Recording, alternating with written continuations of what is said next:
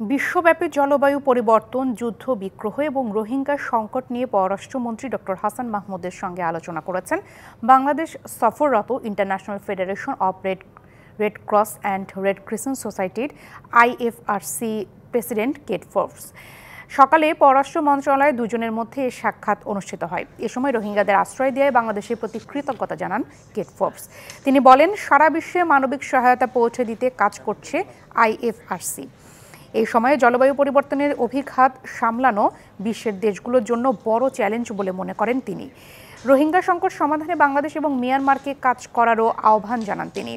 এর আগে 5 দিনের সফরে বাংলাদেশে আসেন তিনি। এই সফরে ঘূর্ণিঝড় রিমালে ক্ষতিগ্রস্ত খুলনার কয়রা পরিদর্শন করেন IFRC প্রেসিডেন্ট। এছাড়া কক্সবাজারের রোহিঙ্গা ক্যাম্প পরিদর্শন করেন তিনি।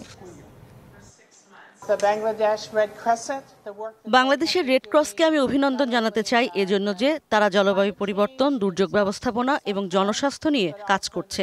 আমি বাংলাদেশ সরকারের মানবিক দৃষ্টিভঙ্গিকে প্রশংসা করি। আমরা সীমান্ত ইস্যু নিয়ে কথা বলেছি, কিভাবে রোহিঙ্গা সমস্যার সমাধানে বাংলাদেশকে সহায়তা করতে পারি তা নিয়ে কথা হয়েছে। নগদে 500 টাকা বা তার বেশি পেমেন্টে পেতে পারেন ঢাকায় জমিসহ 20 কোটি টাকার পুরস্কার।